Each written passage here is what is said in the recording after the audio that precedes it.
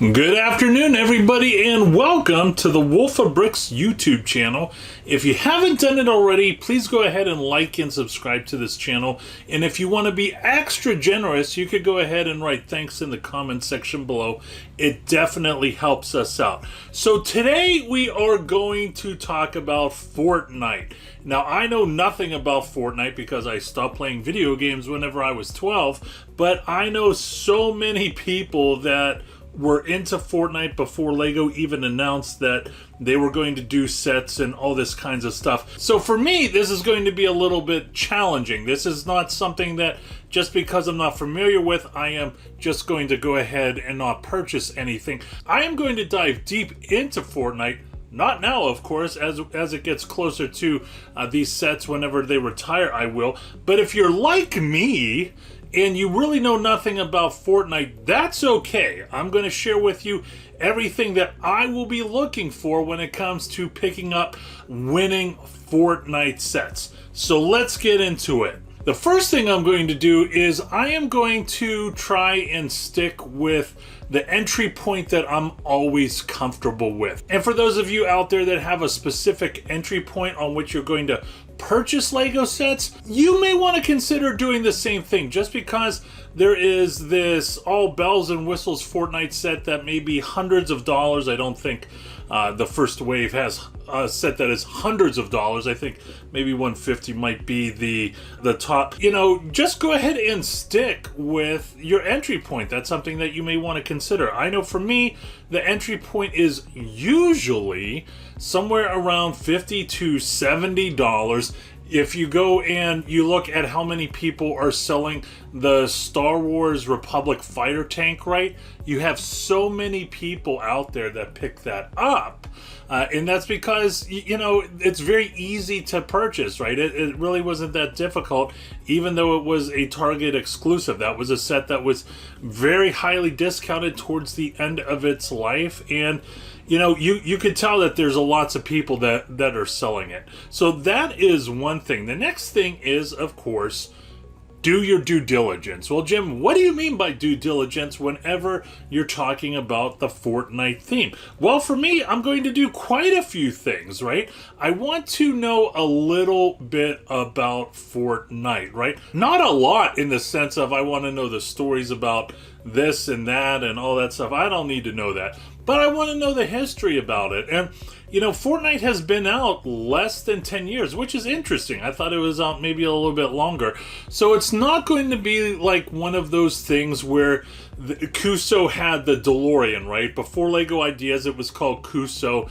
And you had all these people that watched this movie, Back to the Future, back in the 80s. And then, you know, when they became adults, they had tons of cash and they were more than willing to pay a premium to purchase a retired LEGO set. Now, it doesn't mean that these people don't have cash, because there are more adults than ever that are playing video games for whatever reason. So they have money too. But this theme is not necessarily something that will hit every generation, right? Definitely not the boomers, right? At least that's what I would think. So this is a game that has been out less than 10 years. And for me, that's very good information. The next thing I would do is I would talk to your network of resellers, right? There should be, if you are serious into LEGO reselling, there should be, you know, conversations or text messages between you and a peer, and they may know more about Fortnite than you do. I know when it comes to our Patreon group chat in August, that's something we're probably going to be talking about. We had a very good group chat for July, but we will be talking about Fortnite in August. And if you don't have a network, that's okay. You could just lurk, be in the trenches on the Facebook groups or the forums of this and that, and you should still be able to find that information. Now, I'm not sure about the other wannabe Fortnite buyers like myself that are going to want to buy a lot of Fortnite sets.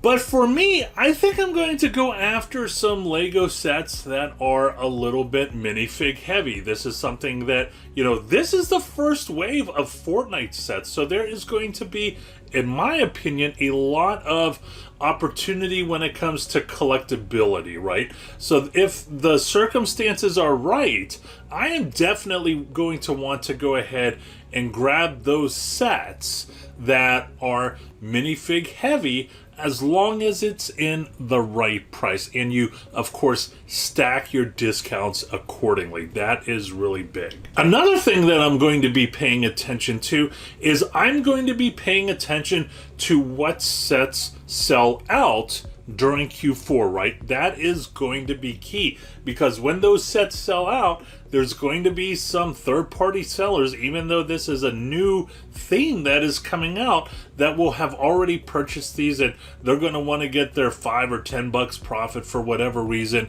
because they want to buy Fortnite now, or they may know how to purchase Fortnite at wholesale, and maybe it's a little bit more profitable for them. But it'll be interesting to see if supply dries up, what those third-party sets will be selling for. So for me, that's very interesting. Another thing that I'm going to pay attention to during Q4 is how many sets have sold during Q4, especially December, right?